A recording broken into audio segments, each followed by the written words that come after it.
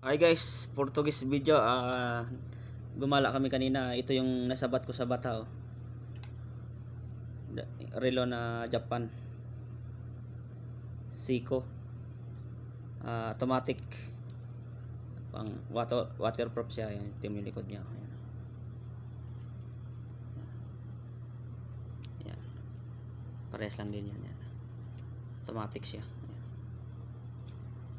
Yan. Tapos bumili rin ako ng Gcash. Ay, ano pala to, Gcash? Gsack pala. Yan. Nasabat ko sa bata kanina. Tsaka yung pabango paunti-unti lang para may pasalubong tayo sa ating mga ano diyan. Mahal sa buhay. Ayan. Yung sa mga kapatid ko na hindi nagla-like sa aking mga video, ay di kayo magkakaroon nito. Wala kayo diyan. Ayan. Bumibili na ako para pagdating sa Pinas din tayo bibili. Kasi mamahalan na tayo, diba? Mas maganda dito bumibili na paunti-unti habang palapit ang uwi.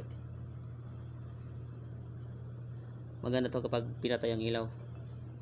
Umiilaw yan doon. Yan. Yun lang guys. Ano sa stable na to yung ano niya. Stable na yan yung kulay niya.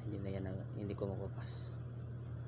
300 ang ano nito, ang price talaga nito 350. Pero nakuha ko pa, natawaran ko pa kanina. Yan lang guys. Like naman dyan. Share naman dyan mga kapatid. So long.